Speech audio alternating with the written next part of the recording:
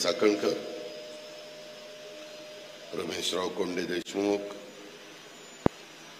त्याचबरोबर उपस्थित असणारे बाबाराजे जाधवराव, भगवानराव पासलकर, कुलदीप कोंडे देशमुख, रणजित शिवतरेजी, आनंद देशमाने, बाळासाहेब चांदेरे, बाबा मिसाळ, अप्पा रेणुसे, शंकरराव बेलदरे, विक्रमदादा कुटवट, प्रताप शिळीमकर, बालचंद्र जगताप, युवराज बेलदरे, सर्जेराव शिळीमकर, संतोष परांदे, शंकर कडू, अश्विनी भागवत, संतोष नांगरे,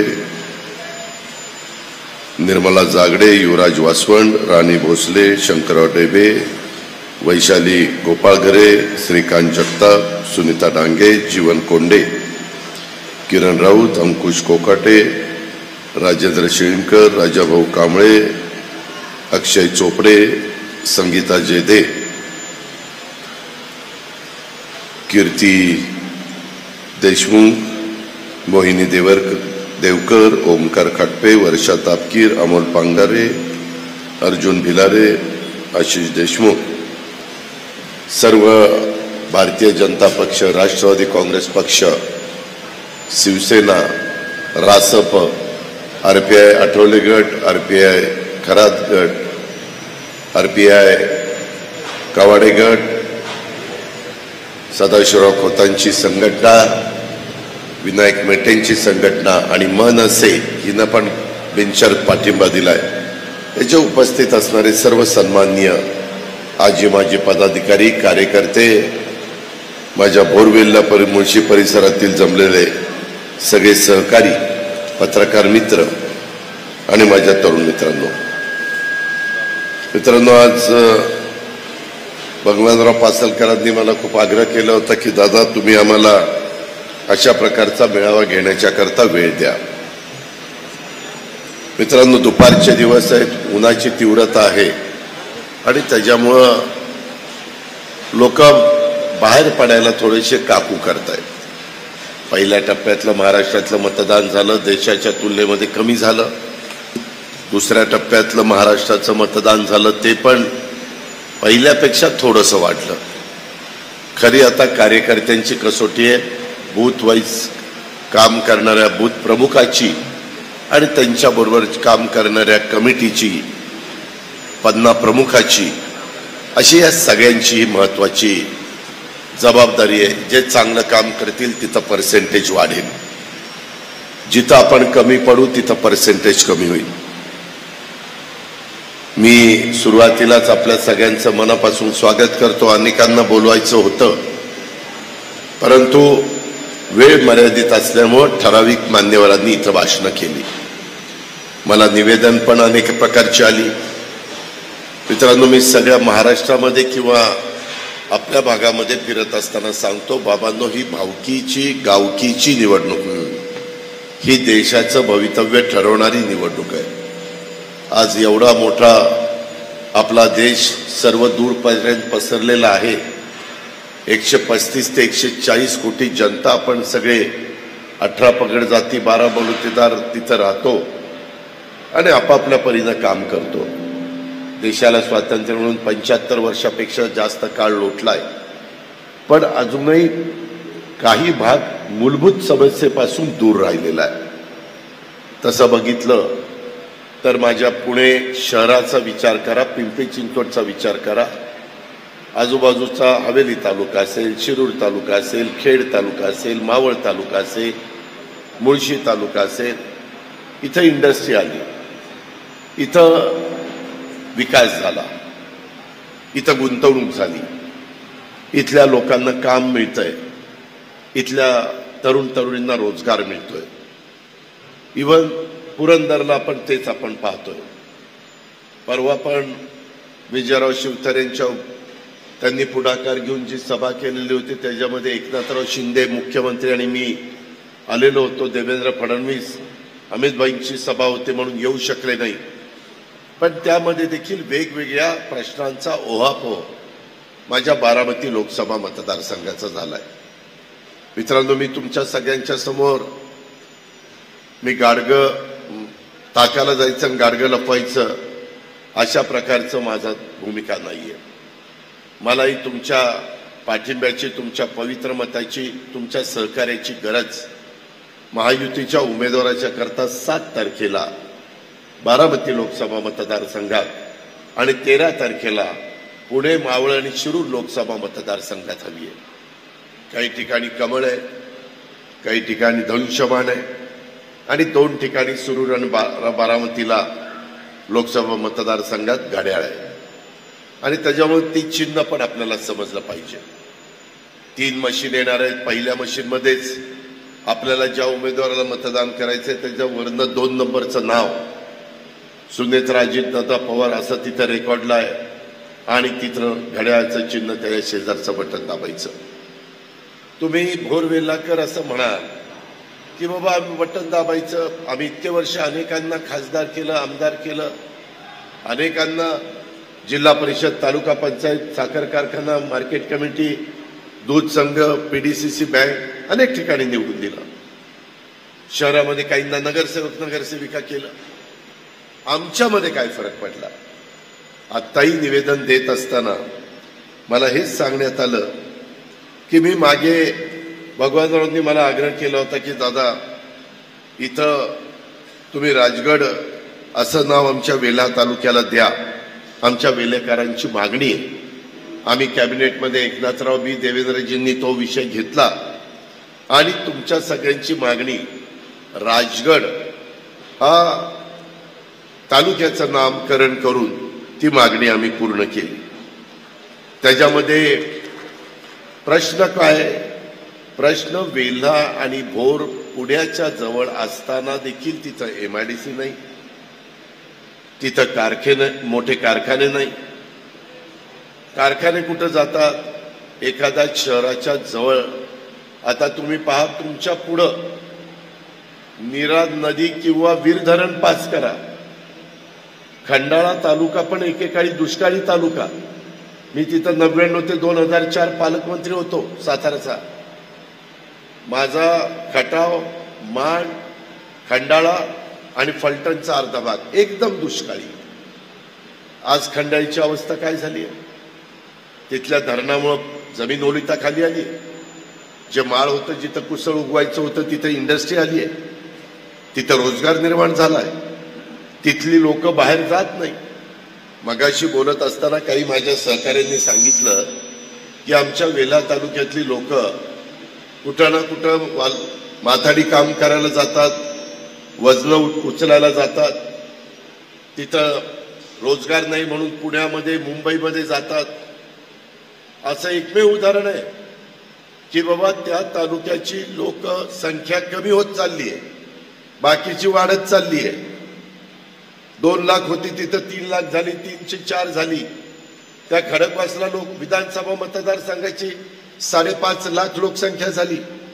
भोसरी आणि हडपसर 5.5 लाख लोकसंख्या झाली. आणि आमची भोर वेल्ह्याची कमी होत चालली. का?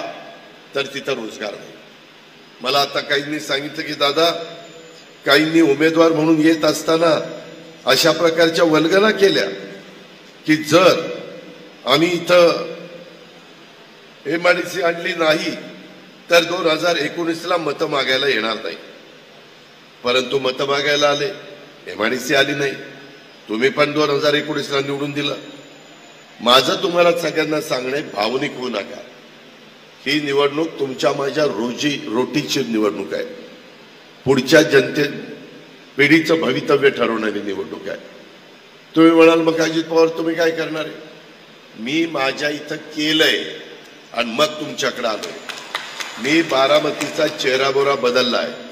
अनेक लोक जाहीर सभेच्या निमित्तानं मध्ये मी वर्ध्याला होतो, नागपूरला होतो, त्या ठिकाणी अमरावतीला होतो. तिथं लोक म्हणायचे आम्हाला निवडून द्या, आम्ही आमचा बारामती करून दाखवू. हे तिथली लोक सांगतात. मी मुळात बारामती डेव्हलप करून तुमच्या पुढे आलेलो आहे.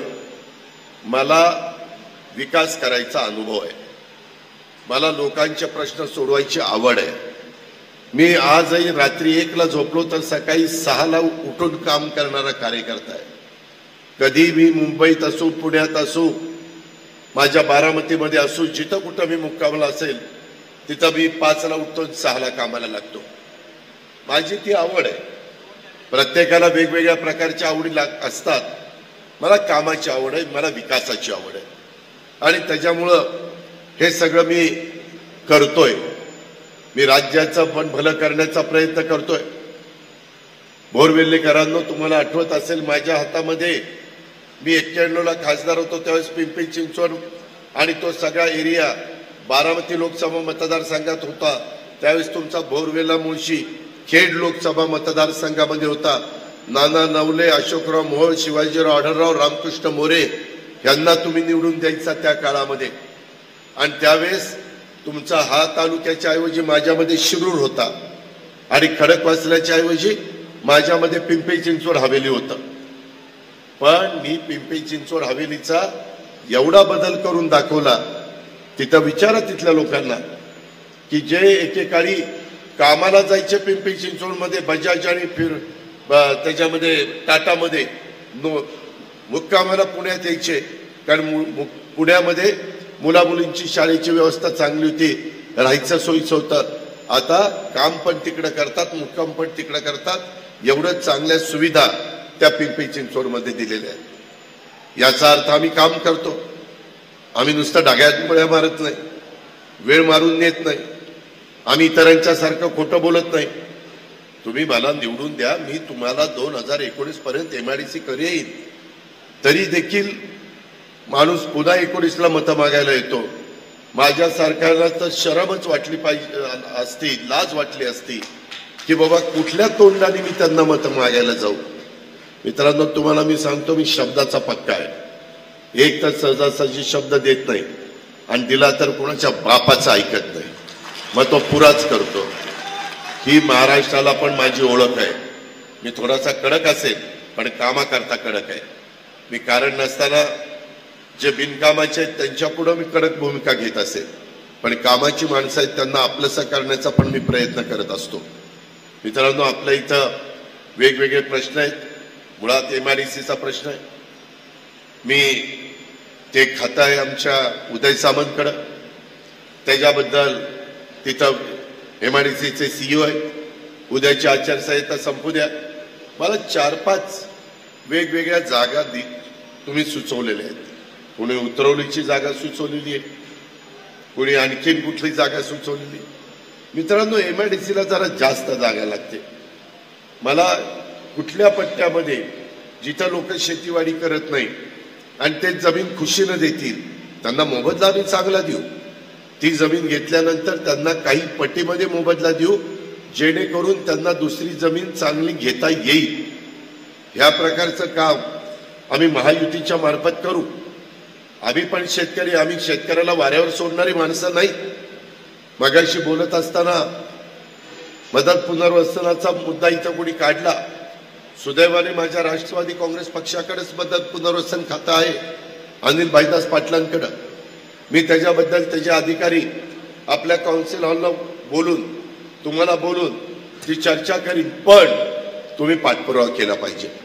मी दर आठवड्याला पुण्यामध्ये असतो. अनेक जण इथं बसलेले मला भेटत असतात. त्याच्यामध्ये हे जे काही मुद्दे आता चर्चेला आलेले आहेत त्याच्यामध्ये मला महायुतीच्या सर्वच प्रमुखांना सांगायचं आहे की तुम्ही आता आपण दिलंय पत्र, मग करेल अजित पवार, असं काम होत नाही. त्याकरता पिच्छा पुरवावा लागतो, पाठपुरावा करावा लागतो. आणि तुम्ही सारखा पाठपुरावा केला तर मी तुमच्यावर चिडणार नाही. उलट मी म्हणेल की हे बरोबर करतायत, आपण अधिकाऱ्यांना ठराविक टाइम दिला पाहिजे आणि काम करून दिलं पाहिजे. तशा प्रकारे आपण MIDCचा प्रश्न सोडू. हा माझा आजच्या सभेच्या निमित्तानं तुम्हाला शब्द आहे. त्याच्यामध्ये तुमच्या इथं गुंजवणी धरण आहे.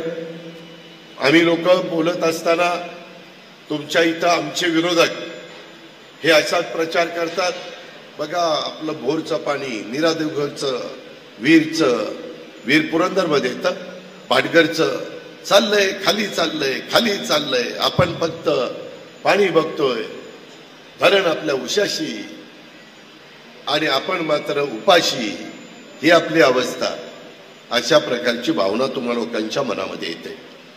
मित्रांनो, त्या बाबतीमध्ये गुंजवणीचं पाण्याचं जे वाटप झालेलं आहे, आज कुटवड साहेब हयात नाहीत, मी त्यांना श्रद्धांजली अर्पण करतो, परंतु त्या काळामध्ये पण त्यांनी मला सांगितलं होतं, अजित धरण करा आमच्या वेल्यामध्ये, पण आमच्याकडे लिफ्ट पण करा. माझ्या भागाशी कुलदीप कोंडे देशमुखांनी जे मुद्दे मांडले, आपलं शिवगंगा खोरा आणि त्या भागातल्या लिफ्ट, त्याही बद्दल मी त्या दिवशीच्या सभेमध्ये बोललो.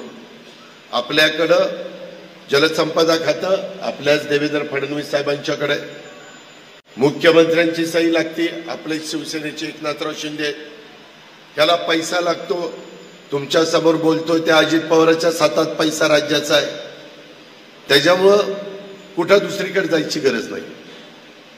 त्याकरता आपण जे काही तुम्हाला पाणी अलॉट झालेलं आहे ते पाणी तुम्हाला दिलं जाईल. त्या 3 तुमच्या लिफ्ट आहेत, त्याच्या पण मध्ये तुम्हाला मदत त्या ठिकाणी केली जाईल. त्याच्या संदर्भामध्ये बाकीचं पाणी हे जे काही पुरंदरला अलॉट केलेलं असेल ते तुम्हाला देऊन पुरंदरला बाकीचं दिलं जाईल. त्याच्या संदर्भामध्ये त्या कामाला गती दिली जाईल. अनेक धरणं करताना अनेक अडचणी आलेल्या आहेत, मी त्याचा थोडा बहुत साक्षीदार आहे. नीरा देवघर करत असताना त्या गावात रात्री 11-11, 12-12 वाजेपर्यंत रामराजे नाईक निंबाळकर जाऊन लोकांना कन्व्हिन्स करण्याचा प्रयत्न करत होते आणि मग ते धरण झालं. आणि अशा पद्धतीनं काही ब्रिटिशांच्या काळात धरणं झाली, काही त्याच्या नंतरच्या काळामध्ये झाली. ह्या पद्धतीच्या सगळ्या गोष्टी आहेत. मी आपल्याला पुन्हा सांगतो, जबाबदारीनं सांगतो, इथं सगळे माझ्या वेल्या आणि भोर तालुक्यातले नेतेगण आहेत, कार्यकर्ते आहेत, झटणारे कार्यकर्ते. मी तुम्हाला देत असताना, दुसऱ्याला देत असताना तुमचा घास तोंडातला काढून घेणार नाही. ती माझी दानत देखील नाही, तो माझा स्वभाव देखील नाही. त्याकरता आपल्याला तुम्हाला देऊन इतरांना द्यायचं आहे. त्याच्यामुळं काही जण सांगतात आपलं पाणी पळवलं, कुणी तसं पळवापळवी करणार नाही. कारण हे तुमचं सरकार आहे, हे सर्वसामान्यांचं सरकार आहे, हे शेतकऱ्यांचं सरकार आहे. आणि त्याच्यातून मग विजेचे प्रश्न, बाकीचे प्रश्न आपण सोडू. MIDCच्या बद्दल देखील मला लवकरच 7 तारखेचं आणि 13 तारखेचं मतदान झालं की 13 ते 4 जवळपास 17 आणि 4 21 दिवस 3 आठवड्यामध्ये आहे. त्या 3 आठवड्यात मी पुण्यात तरी असेल किंवा मुंबईत असेल. थोडंसं नेते मंडळींनी तिथं यावं. मी तिथं उदयला, तिथं सिओला आणि तुम्हाला घेऊन नकाशा घेऊन बसेल. तुम्ही पण त्या तयारीनं या. मला दाखवा अजित इथं असं आहे, मात्र ती जमीन दाखवाल, ती जमीन आम्ही घेणार, त्याच्यावर शिक्के पडणार. परत तिथल्या लोकांनी मात्र नाराज व्हायचं नाही. मी काय हवे ते MIDC करू शकत नाही. कुणाची तरी जमीन घेऊनच धरण करावं लागतं. कुणाची तरी घरदार जमीन जुमला गेला तरच पाणी अडवता येतं. कुणाची तरी जमीन घेतली तरच रिंग रोड होतो. कुणाच्या तरी जमीन घेतल्या तरच नॅशनल हायवे होतात. कुणाच्या तरी जमीन घेतल्या तरच विमानतळ होतं. कुणाच्या तरी जमीन घेतल्या तरच MIDC होती, तरच विकास होतो. ही बाब लक्षात घ्या. मात्र पूर्वी जे काही आमची धरणं करत असताना लोकांच्या जमिनी घेतल्या जायच्या आणि त्यांना पिळवणूक व्हायची, त्यांना नीट मोबदला मिळत नव्हता, खूप अडचणी आल्या. काहींनी त्याच्यामधनं वेगळं राजकारण केलं, पण सर्वसामान्य माणसाला मात्र कोयना धरण असेल, जी जुनी धरणं असतील ती करताना त्रास झाला. ही बाब आपण नाकारू शकत नाही. आता बदल केले. आता नॅशनल हायवे होताना पण लोक म्हणतात की दादा आता जरा इकडनं घ्या रे. म्हटलं का? नाही, माझं शेतातनं जातोय, मला पैसे जास्त मिळतील. पूर्वी म्हणायचे दादा तिकडनं घ्या, माझ्याकडनं घेऊ नका. हा बदल झालाय. समृद्धी महामार्गाच्या निमित्तानं ज्यावेळेस जमिनी घ्यायला सुरुवात देवेंद्र फडणवीसांनी केली, पहिल्यांदा जनतेने विरोध केला. ज्यावेळेस पैसे द्यायला सुरुवात केली त्यावेळेस जाऊन शेतकऱ्यांनी खुशीने पैसे घेतले. हीच गोष्ट माझ्या पाटस रोडला जो पालखी मार्ग संत तुकाराम महाराजांचा झालाय, देहूवरून पंढरपूरला जाणारा आणि आळंदीवरून जाणारा, हा आपल्या पुरंदर तालुक्यातनं, आपल्या हवेली तालुक्यातनं पुढं सातारा जिल्ह्यात, पुढं माझ्या सोलापूर जिल्ह्यातनं पंढरपूरला पोहोचलाय. तिथेही जमिनी घेताना लोकांनी जमीन दिल्या का तर मोबदला चांगला मिळतोय. आता एमआयडीसीलाही लोक जमिनी देतात, कारण मी बघितलं रांजणगावला, मी तळेगावला, चाकणला, त्या सगळ्या भागामध्ये लोकांनी जमिनी दिल्या. तशा पद्धतीनं आपल्यामध्ये जमीन देण्याची तयारी असेल तर मी तुम्हाला सांगतो की विधानसभेच्या निवडणुकीची आचारसंहिता लागण्याच्या आत तुम्ही सुचवलेल्या जमिनीवर शिक्के मारले जातील आणि जमीन घेण्याच्या करता जी प्रक्रिया सुरू असते ती प्रक्रिया सुरू केली जाईल. शिक्के लागलेले असतील आणि त्याच्यात कुणाचा विरोध नसेल तर भालचंद्रजी, त्याच्यामध्ये तुम्हाला मी सांगतो, त्याच्यामध्ये विक्रम मी तुला सांगतो की आम्ही पुढे जायला आमची काही अडचण असणार नाही. मी मगाशीच तुम्हाला सांगितलं, विकास पाहिजे असेल, तुम्हाला तुमच्या इथली घरं बंद व्हावी असं वाटत नसेल, तुमची बोरवेल्याची लोकसंख्या दिवसेंदिवस कमी होती, ती कमी होऊ नये असं वाटत असेल तर तुम्हाला थोडं काही सोसावं लागेल. पण सोसत असताना तुमच्यावर अन्याय पण केला जाणार नाही. ह्या पद्धतीनं ती जमीन घेऊन मग आमचे उद्योगपती पण ओळखीचे, आता आमच्या नरेंद्र भाई मोदी, अमित भाई शाह यांच्याशी ओळखी झाल्या. मोठे मोठे उद्योगपती, मी गेले 35 वर्ष राजकीय जीवनामध्ये काम करत असल्यामुळं त्यांच्याशी पण माझे सलोख्याचे संबंध आहेत. तिथं कुणी पुण्याला प्राधान्य देतं, पुण्यापासून हे काही फार लांब नाही. मागाशी टोलचा पण मुद्दा यांनी कुणीतरी काढला, त्याच्यातनं पण चर्चा करून व्यावहारिक मार्ग काढता येईल. पण मी पुन्हा पुन्हा सांगतो, त्याकरता पाठपुरावा करावा लागेल. त्याकरता एकदा, दोनदा, तीनदा वेळ पडली तर काम होईपर्यंत मला त्यात भेटावं लागेल. हे मात्र आपण सगळ्यांनी लक्षामध्ये घेतलं पाहिजे आणि अशा पद्धतीनं आपण पुढे जाण्याचा प्रयत्न करू. मगाशी काही लोकांनी सांगितलं की दादा, बोरवेल्ला परिसर नैसर्गिक सौंदर्याने नटलेला परिसर आहे, पावसाळ्यामध्ये तिथं जावंसं वाटत नाही. आज माझ्या वेल्याच्या किती मूळ वेल्लेकरांच्या जमिनी राहिल्या आणि किती बाहेरच्या लोकांनी येऊन जमिनी घेतल्या. तुमच्या जमिनी कमी आणि बाहेरच्यांच्या जमिनी जास्त झाल्या. आणि जमीन दाखवल्या कुणी? वेल्लेकरांनी. दलाली काढली ना, चल तुला जमीन दाखवतो, चल तू मला जमीन दाखवतो. आणि तिथं धरणं, त्या धरणाच्या एरियामध्ये ज्यावेळेस पावसाळा असतो त्यावेळेस एवढं निसर्ग सौंदर्य तिथं उधळण झालेली आहे की काही विचारता सोय नाही. तिथं वेगवेगळे पर्यटन आपण करू शकतो. इथं भालचंद्र जगताप बसलेत, पुणे जिल्हा बँकेचे डायरेक्टर. दुर्गाडे तुमच्याच पुरंदरचा तिथं चेअरमन आहे. कृषी पर्यटनाला आम्ही चालना दिलेली आहे. तुम्ही जसं कोकणात अभय गेला गेलं, अभय मांढरेंनी तिकडे कुठे जमीन घेतली कोकणात? दिव्यागरला. मी मध्ये गेलो होतो दिव्यागरला आणि मी तिथं बघितलं, म्हणलं इथं जमीन तू घेतली? हा म्हणला घेतली. आणि त्यांनी काही खोल्या बांधल्यात, काही चांगल्या सुविधा दिल्या आणि तिथं लोक पर्यटनाला येतात, त्यांना ते भाड्याने देतात. त्याच्यातून चांगले पैसे कमवतात, चांगले पैसे मिळतात. मित्रांनो, डोकं पाहिजे. जाऊन सारखंच वजन नाही उचलायची. आपल्याकडे काय आणि त्याचा कसा वापर केल्यानंतर पर्यटक आपल्याकडे येतील. कुणी कुणी त्या ठिकाणी हुरडा पार्टी करतं, हुरडा आणतात औरंगाबादहून, संभाजीनगरहून आणि देतात इथं गरम करून हुरडा पार्टी. मग एक बैलगाडी तिथं ठेवतात, कुठं थोडेसे सशे कोंबड्या बिंबड्या ठेवतात. मग बैलगाडीतनं फेरी, ज्याची बरी परिस्थिती ती घोडा ठेवतोय, मग घोड्यावर बसून रपेट, लोक त्याला पैसे देत आहेत. हुरडा पार्टीला देखील लाखो रुपये कमवत आहेत लोक. तसं कृषी पर्यटनाला पण लोक पैसे देतात. काय? तिथं चांगली झाडं लावायची, आंब्याची लावा, त्याच्यामध्ये जांभळाची लावा, जी काही तुमच्या वातावरणामध्ये येतील ती झाडं लावा. ती झाडं लावली तर हिरवगार तिथं दिसेल.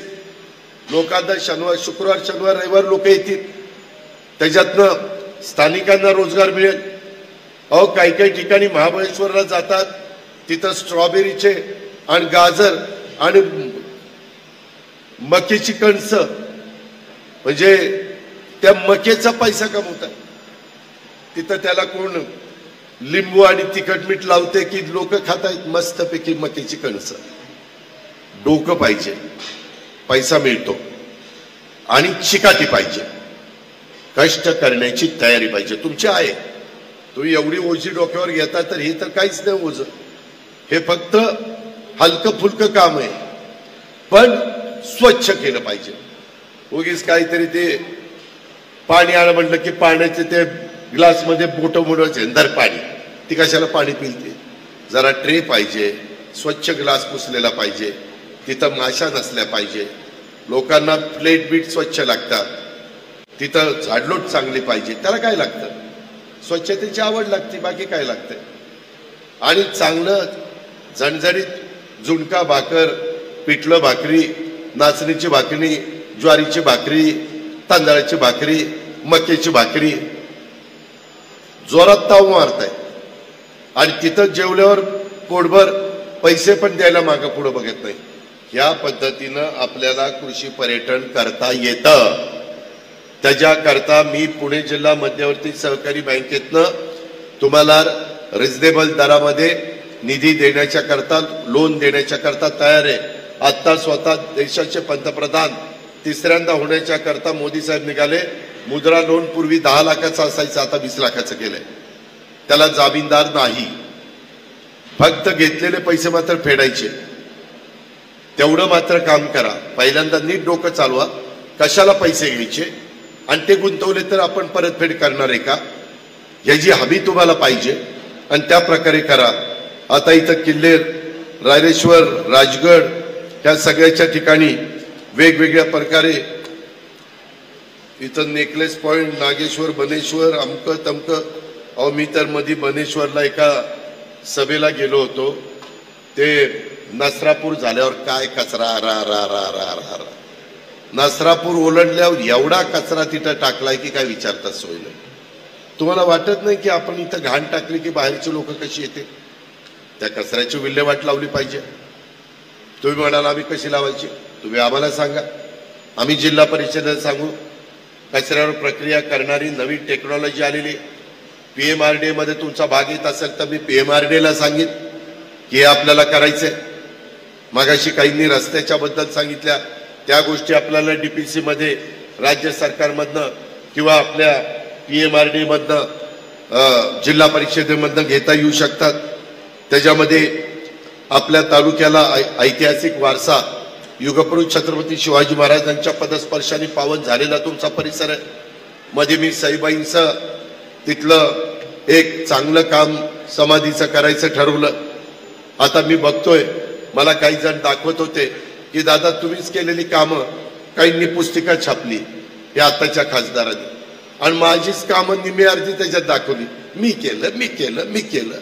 बारामतीतल्या तर सगळ्या इमारती मी बांधल्यात आणि फोटो मात्र दाखवले, हे मी केलेलं आहे. मित्रांनो, जर ते केलेलं आहे तर भोरमध्ये काय केलं ते सांगा. भोरमध्ये तर काहीच केलं नाही, वेल्यात काही केलेलं नाही, नुसती भाषणं. अरे मी तर सकाळी 7 वाजल्यापासून रात्रीपर्यंत भाषणं करीन, पण भाषणं करून यांचं पोट भरणार आहे का? त्याला काहीतरी कृती करावी लागेल ना, काहीतरी निर्णय घ्यावा लागेल ना. त्याच्याकरता प्रशासनावर तुमची पकड असली पाहिजे ना. अधिकाऱ्यांना सांगितलं तर अधिकाऱ्यांनी पण समजलं पाहिजे, याला यांनी सांगितलं म्हणल्यावर काम केलं पाहिजे, असा तुमचा दरारा असला पाहिजे. परंतु तसा नाहीये. आता 3 वेळेला तुम्ही त्या ठिकाणी त्यांना निवडून दिलं, त्याच्यातनं काहीच तुम्हाला मिळालं नाही. आता मी म्हणतो त्यांना एकदा निवडून द्या. मगाशी कुणीतरी सांगितलं बोलत असताना, दादा आम्ही तुम्हाला निवडून देऊ, परंतु तुमच्या उमेदवाराला निवडून देताना जर नाही एमआयडीसी आली तर त्या ठिकाणी आम्ही 2024ला तुम्हाला मग परत तिथं उभं करणार नाही. अरे मीच उभा राहणार नाही तर तुम्ही काय मला उभं करताय? कारण माझंच मन मला काही की मला कुठला राईट आहे बोरवेल्याकडे जायचा, तिथे एमआयडीसी मी नाही दिली तर मी देणार.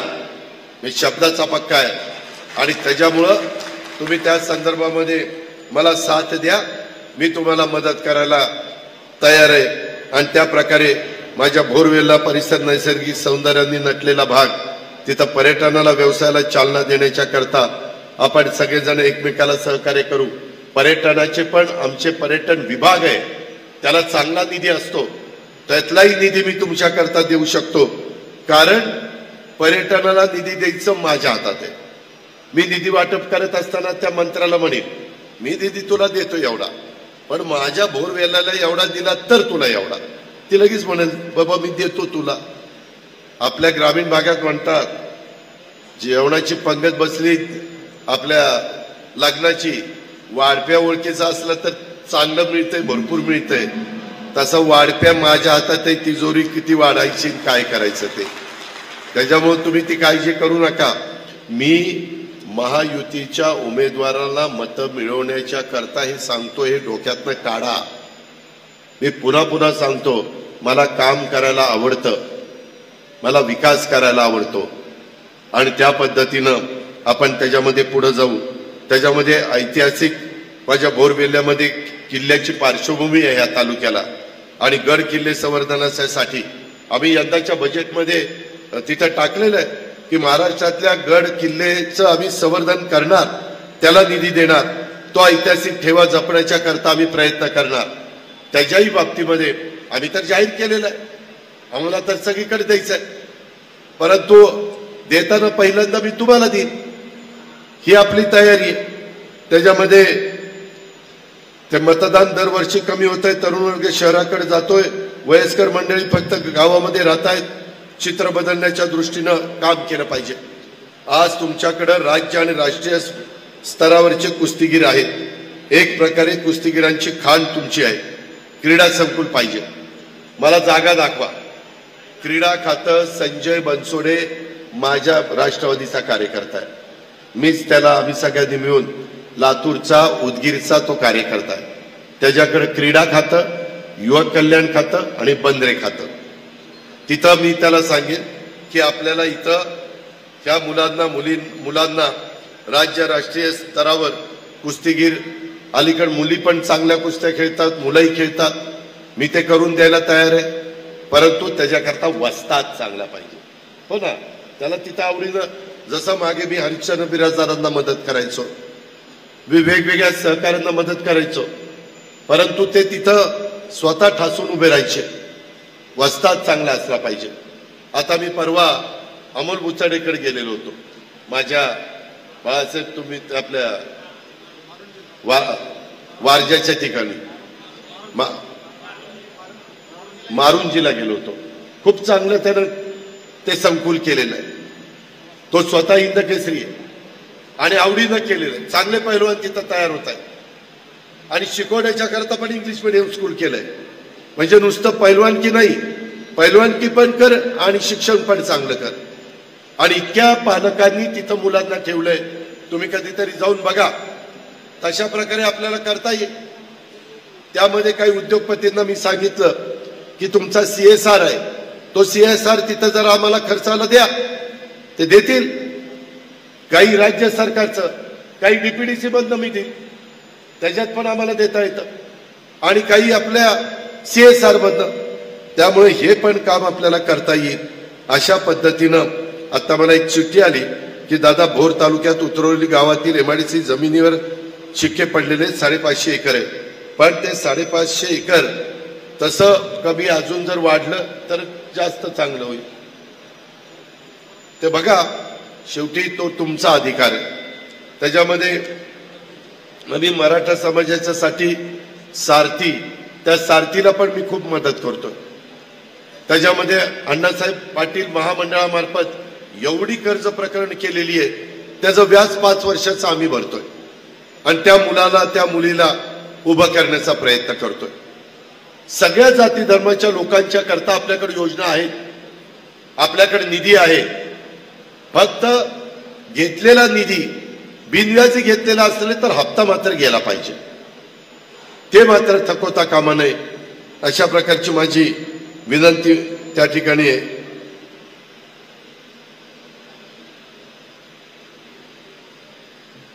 आता वेगवेगळे अनेक इथं सूचना येत आहेत. राजगड आणि तोरणा किल्ला रोपवे जोडले गेल्यास राजगड आणि तोरणा किल्ल्यात पर्यटक आणि आबालवृद्ध येणाऱ्या संख्येत वाढ होईल. जरूर आपल्या इथं सिंहगडला एवढी गर्दी असती की विचारता सोय नाही. राजगड आणि तोरणाला हे जे काही आपलं रोपवे, त्याला किती खर्च येतो?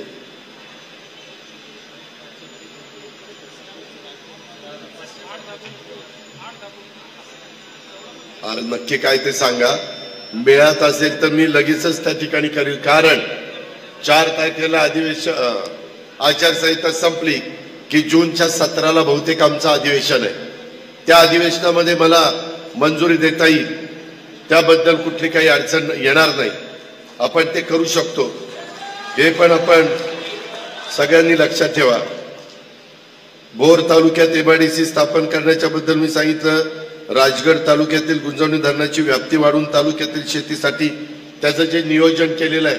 आता देवेंद्र फडणवीस एकनाथराव शिंदेच्या सरकारने काय केलं, भुईपाटाने पाणी देऊन पाण्याचं पर्क्युलेशन होतं.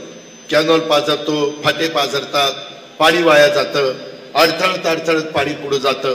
त्याच्यावरती बंद पाईपलाईननं पाणी, बटन दाबलं की पाणी तिथं जागेवर गेलं पाहिजे. तशा पद्धतीनं आता टेक्नॉलॉजी तिचा वापर केला जातो. त्याच्यातून जे काही पाण्याची बचत होईल. आणि आत्ता तुम्हाला दिलेलं पाणी, कारण धरण करतानाच त्या पाण्याचं वाटप झालेलं असतं. ह्या सगळ्याचा ताळमेळ आपण त्या ठिकाणी घालू आणि तुम्हाला शेतीसाठी जे पाणी पाहिजे ते उपलब्ध करून देऊ. वेले खडकवासला जोडणारी पाबे खिंडीचा बोगदा, हा बोगदा करण्याच्या करता ह्याला खर्च किती अंदाजे ढगात गोळ्या मारू नका, खरं ते सांगा.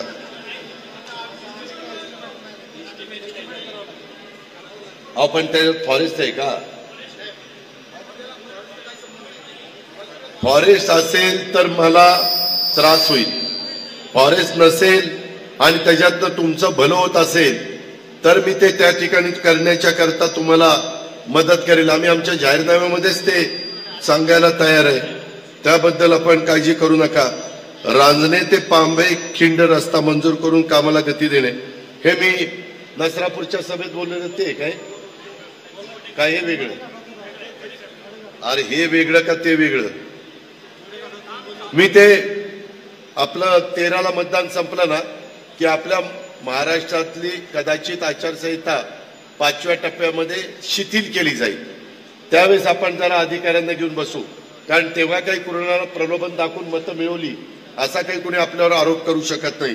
त्याच्यावर रांजणे ते पाबे खिंड, आबेड, रांजणे, खामगाव, कोणगाव, मोगरवाडी, खामगाव, डबल खामगाव लिहिले, मावळ, वसवेवाडी, थोपटेवाडी, खरमरी या गावांना शेतीसाठी पाण्याची योजना.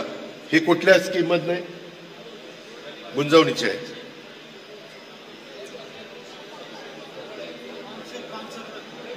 याला काय रे, तुम्हालाच माहित नाही, काही मला सांगताय. एक म्हणताय पाचशे, एक म्हणताय खडकवासला, एक म्हणताय गुंजवणी. नाही, मी हे अधिकाऱ्यांशी चर्चा करीत. तुम्ही ज्यांनी दिलंय, खरं तर भगवानरावांनीच हे दिलंय, पण मडेघाटातून महाडला जोडणाऱ्या रस्त्याचं त्या कामाला गती देणं, याबद्दल पण काहीतरी त्याच्यात अडचण आहे. पण मी त्याबद्दल चर्चा करून मार्ग काढीन. पुणे महानगरपालिकेत भोरवेला मुळशी तालुक्यातील तरुण तरुणी यास 10% आरक्षणाच्या माध्यमातून नोकऱ्या उपलब्ध करून द्याव्या. भोरवेला मुळशीलाच का? बारामती, इंदापूर दौंडने काय घोडं मारलंय? धरणग्रस्त असला तरी कुठलाही धरणग्रस्त, उजनीचे धरणग्रस्त, ऑलरेडी धरणग्रस्ताला 4 का 5% आरक्षण आहेच, मग आहेच ना. तिन्ही तालुक्यातील पर्यटनाला विशेष विकास करणे, ते मी सांगितलं. पर्यटनाच्या करता चालना द्यायला आपल्याकडं चांगलं. इव्हन मी तुम्हाला असंही सांगेन, एक नवीन गोष्ट आमच्या समोर आलेली आहे. जर कोणी गुंतवणूक करायला तयार असेल आणि त्याच्यामध्ये समजा 50 कोटी रुपये खर्च करायचा आहे, पण 50 कोटी खर्च करून त्याचे रिटर्न मिळत नाही, तर त्यांनी 40 कोटी खर्च करावा. VGF ती जी गॅप आहे ती राज्य सरकार भरेल आणि 50 कोटीची गुंतवणूक होईल आणि त्याच्यातून तिथल्या लोकांना रोजगार मिळेल. अशाही प्रकारच्या काही योजना राज्य सरकारच्या आपल्याकडे आहेत. कदाचित त्या तुम्हाला माहिती नव्हत्या, परंतु त्या तुम्हाला माहिती करून मी यामध्ये मार्ग तुम्हाला काढून देईन. मित्रांनो, हे सगळं करत असताना माझी आपल्याला एक हात जोडून विनंती आहे की याबद्दल मात्र तुम्हाला यावेळेस घड्याळाच्या चित्राच्या शेजारचं बटन 7 तारखेला दाबावं लागेल. आता दरवर्षी दर इलेक्शनला घड्याळाच्या शेजारचं बटन दाबायच्या, पण निवडून जाणारा मोदी साहेबांना विरोध करायला जायचा. आता निवडून जाणारा मोदी साहेबांना सपोर्ट करायला जाणार आहे. आज मोदी साहेबांचं 10 वर्षाची कारकीर्द तुमच्या समोर आहे. आपल्या राज्यापेक्षा त्यांचं बजेट प्रचंड मोठं असतं. जसं आम्ही पुण्यामध्ये मेट्रोला त्यांच्याकडनं पैसा आणला, 24/7 पिण्याच्या पाण्याची योजना राबवण्याच्या करता पैसा आला, नदी सुधार कार्यक्रमाच्या करता कोट्यावधी रुपयाचा निधी आला, इकॉनॉमी विकास सेक्शन EWS त्यांना घर बांधण्याच्या करता निधी आला, सिवरेज ट्रीटमेंट प्लांट STP ते तयार करण्याच्या करता पैसा आला. अशा पद्धतीचा पैसा बारामती लोकसभा मतदारसंघात निधी गेल्या 10 वर्षामध्ये आपल्या खासदारांनी फक्त तिथं विरोधच केला, टीकाच केली. त्यामुळं त्यांना त्याच्यातनं काय मिळालं मला माहित नाही, पण आपल्या मतदारांचं नुकसान झालं. आता हे नुकसान आपल्याला करायचं नाही. आया बहिणींनो, मला तुम्हालाही सांगायचंय, ही निवडणूक भावनिक करू नका. ही निवडणूक आपलं पुढचं भवितव्य उज्ज्वल करण्याची आहे. आणि मी ज्या गोष्टी तुम्हाला सांगितल्या, वेला तालुका तर अवघ्या 2 जिल्हा परिषदेचा गट असणारा तालुका, फार मोठा तालुका नाही. आम्ही मोठ्या मोठ्या तालुक्यांचा विकास केलाय. बोरवेलला त्या दृष्टिकोनातनं मुळशी हे लहान तालुके आहेत, त्याची जाणीव माझ्या बोरवेलला मुळशीकरांनी ठेवावी.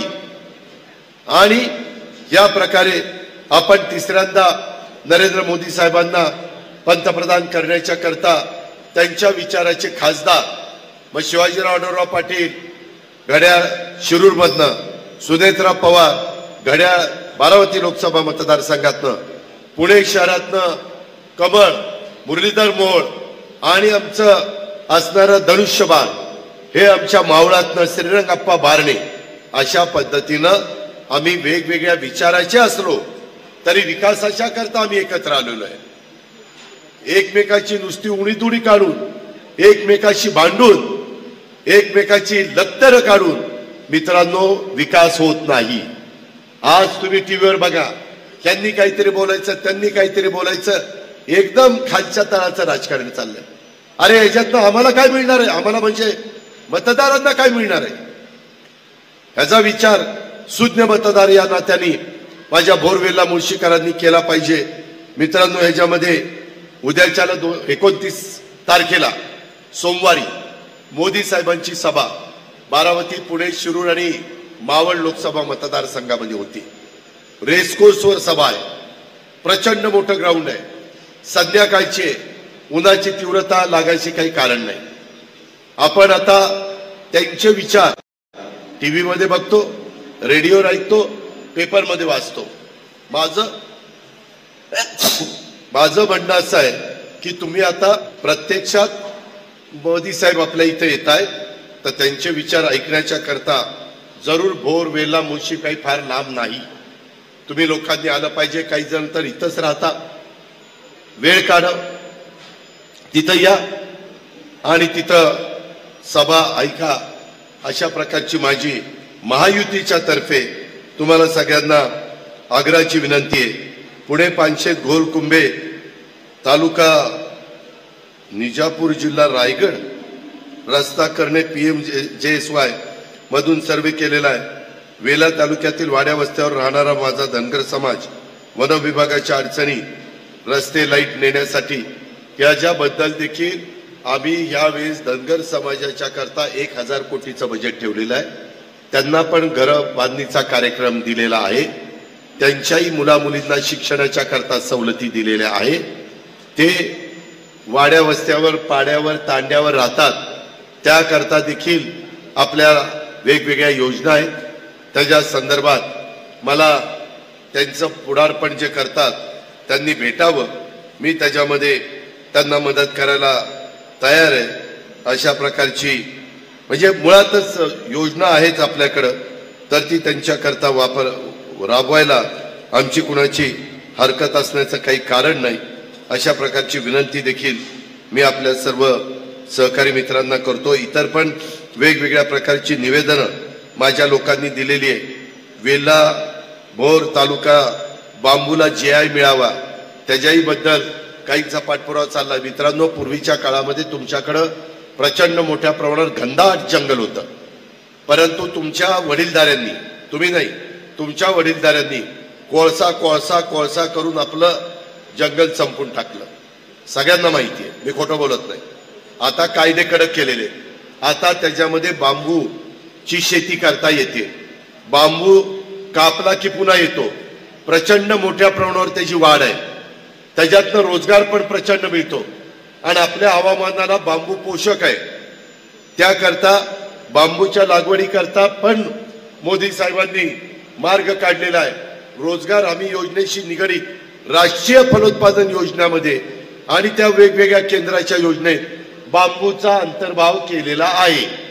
आम्ही बांबूच्या बाबतीमध्ये पाशा पटेल, तुम्हाला नाव माहिती असेल, माजी आमदार, त्यांना आता मी एका कमिटीचा अध्यक्ष केलेला आहे। स्वतः एकनाथराव शिंदेची जमीन, शेतीवाडी, घर, गाव हे महाबळेश्वरच्या तिथं आहे। तिथंही त्यांनी बांबूच्या बद्दल, बांबूमध्ये एवढे प्रकार आहेत की तुम्ही पण आश्चर्यचकित व्हाल। अशा पद्धतीनं आपल्याला तिथं रोजगार देता येईल, त्याच्यातनं दुसरीकडे जाऊन कामधंदा करण्याची गरज नाही, घराला टाळे लावायची गरज नाही, तिथली लोकसंख्या कमी करण्याची गरज नाही आणि दुसरीकडे जाऊन तिकडची वाढवायची गरज नाही। आपल्याच त्या भागामध्ये रोजगार आणि हे सगळं काम त्या बाबतीमध्ये तुम्हाला करून देतो। त्याच्यामध्ये राजगड तालुक्यातील दोन्ही महापुरुषांचे अनावरण थांबलेले आहे, याची दखल घ्यावी। आता कुठल्या महापुरुषांचं अनावरण थांबलं हे मला आता सगळं सांगू नका। मी ह्यांना सगळ्यांना असं वाटायला लागलं की अजित पवार आता भाषण करणार महाराष्ट्रातनं पळून जाणार कुठं तरी। अरे नाही, एक मिनिट मी इथंच आहे। आता काही गोष्टी सांगताना आचारसंहितेचा भंग होईल, त्याच्याकरता मी मगाशी सांगितलं आचारसंहिता संपली, दर आठवड्याला सर्किट हाऊसला आहे, दर आठवड्याला काउन्सिल हॉलला आहे, सकाळी 7ला आहे, काही उठायच्या आधी तिथं जाऊन बसतोय। या बसा, भेटा, अडचण सांगा, अधिकाऱ्यांना बोलवतो, हे असं म्हणतायत, तुझं काय म्हणणं आहे, दोघांशी चर्चा करीन, मार्ग काढून प्रश्न निकाली काढी, आहे ना तेवढी आपली ताकद। या प्रकारे आपण पुढे जाण्याचं काम करू। त्याच्यामध्ये माझी दुसरी एक विनंती आहे की कुठल्याही परिस्थितीमध्ये तुम्ही घाळ राहू नका। पहिल्यांदा उमेदवार आम्ही जरा उशिरा जाहीर केलेला असल्यामुळं सगळीकडे उमेदवार पोहोचू शकलेला नाही। तो उमेदवार उगीच माझी बायको आहे म्हणून मतदान करा असं मी म्हणत नाही। त्यांनी आमच्या गावामध्ये संत गाडगेबाबा ग्राम स्वच्छता अभियानामध्ये माझं काटेकरवाडी गाव महाराष्ट्रात पहिलं आणलं। त्यांना एन्व्हायरमेंट फोरम म्हणजे झाडं लावण्याचा, ओढा खवलीकरण, सरळीकरण, रुंदीकरणाचा, अशा पद्धतीनं एन्व्हायरमेंटचं काम ते करतात। त्यामध्ये विद्या प्रतिष्ठान इन्स्टिट्यूट ते त्या ठिकाणी चालवतात। त्यामध्ये टेक्सटाईल पार्क, महिलांनो कधीतरी बारामतीला आल्यावर बघा, त्या टेक्सटाईल पार्कमध्ये 5000 महिला गारमेंटच्या संदर्भामधलं काम करतात। 5000 महिला एका ठिकाणी 5000 महिला काम करतात, याचा अर्थ कसं टेक्सटाईल पार्क असेल हे तुम्ही बघा। त्याला केंद्राकडून आम्ही 40 कोटीची सबसिडी आणली। वेगवेगळे युनिट आहेत तुमचे, इथले पण वेगवेगळे ब्रँड, कॉटन किंग ही दुकानं बघता ना, कॉटन किंग, त्याचे कपडे आमच्या बारामतीत तयार होतात आणि तिथं कॉटन किंगचा शिक्का बसतो। आमच्या तिथल्याच आया, बहिणी, मुली ते तयार करतात आणि तुम्ही ते तुम्हाला आवडतं म्हणून ते घेता। या पद्धतीनं रोजगार द्यावा लागतो। ही गोष्ट आपण करू शकतो। अनेक प्रकारचे माझ्या महिलांच्या करता पण उद्योग, त्याला आमचा पुणे जिल्हा बँक देखील कमी व्याजाने कर्ज देते महिला बचत गटाला, तिथेही आम्ही तुम्हाला मदत करू। अशा पद्धतीनं मला इथं उपस्थित असणाऱ्या सगळ्या प्रमुख महिलांना आणि इतर मंडळींना सांगायचंय, पण आपण इतर सगळ्यांनी ऐकलंय, आपल्या आपल्या भागामध्ये जाऊन सांगा की हा अजित पवारांचा सांगावा आहे. मी तिथं सभेच्या निमित्तानं येणारच आहे. कुलदीप कोंडे देशमुखांनी एकनाथरावांना बोरमध्ये सभा मागितलेलीच आहे. ती सभा ज्यावेळेस देतील त्यावेळेस मी पण त्या सभेला उपस्थित राहून हे तिथल्याही लोकांना सांगण्याचं काम मी करणार आहे. आणि तुम्ही इतकं जवळ आहे त्याच्यामुळं लांब कुठंतरी असता तर मी एक वेळ विचार केला असता याला कोणी जाईल का, परंतु तुम्ही हाकेच्या अंतरावर आहे. आमच्या खिंड बोगदा ओलांडला की खेड शिवापूर आणि खेड शिवापूर पास केलं की तुमचं वेला बोर असं इतकं जवळ आहे. त्याकरता आपल्याकडं पाणी आहे, आपल्याकडं निसर्ग सौंदर्य आहे, आपल्याकडे जमीन आहे. काय नाही, राजगड कारखान्याला पण आम्ही मदत केली. आम्ही भेदभाव करत नाही. कारखाने चांगले चालावेत ही आमची धारणा आहे. आम्ही भीमा पॅटर्स कारखान्याला पण मदत केली. आता तो कारखाना चालू झाला, जाऊन बघा. पुणे जिल्हा मध्यवर्ती सहकारी बँकेने बालचंद्र केली, त्याच्यामध्ये राजगडला पण करता येईल. आम्ही राजकारणाच्या ठिकाणी करू, परंतु कारखान्याच्या बाबतीमध्ये तिथं माझ्या शेतकऱ्यांच्या एरियात आर्थिक सुबत्ता नांदावी म्हणून जरूर आम्ही करून दाखवलंय. माझा माळेगावचा भाव 3411 रुपये, माझा सोमेश्वरचा भाव 3350 रुपये. त्याच्यामुळं आम्ही आमच्या संस्थाही चांगल्या चालवतो, कारखानेही चांगले चालवतो, खरेदी विक्री संघ मार्केट कमिटी पण चांगल्या चालवतो. आम्हाला उत्तम प्रकारचं काम करण्याची आवड आहे आणि त्या पद्धतीने आम्ही पुढे जातो. त्याला तुम्हालाही या गोष्टीचा फायदा उठवायचा असेल, तुम्हालाही कुठंतरी आम्हा लोकांच्या बरोबरीने यायचं असेल तर उद्या कुठल्याही खोट्या नाट्या प्रचाराला बळी न पडता ज्यांना 15 वर्ष निवडून दिले त्यांनी काय तुमच्याकरता केलंय ह्याचा जरा शांतपणे डोळे झाकून विचार करा. आणि मग मी आपल्याला हे सांगेन, त्यांची 15 वर्षाची कारकीर्द आत्ताच्या खासदाराची आणि तुम्ही निवडून जर घड्याळाला दिलं तर त्याची 5 वर्षाची कारकीर्द त्या 15 वर्षाच्या कारकिर्दीपेक्षा यांची 5 वर्षाची कारकीर्द अधिक उजवी आणि माझ्या बोरवेला मुळशीला न्याय देणारी असेल, केंद्राचा निधी आणणारी असेल, मोदी साहेबांच्याकडे वेगवेगळ्या योजना तुमच्या दारापर्यंत पोहोचवण्याची असेल, हीच आग्रहाची नम्रतेची कळकळीची विनंती करतो. पुन्हा एकदा आपल्या सगळ्यांचं मनापासून स्वागत करतो. संयोजक या नात्याने भगवानराव आणि ज्यांनी ही सभा आयोजित केली त्या सगळ्या संयोजकांचं मनापासून आभार मानतो आणि आपल्या सगळ्यांची रजा घेतो. जय हिंद, जय महाराष्ट्र. आमची व्हिडिओ बातमी आवडल्यास लाईक, शेअर आणि समांतर चॅनलला सबस्क्राईब करायला विसरू नका.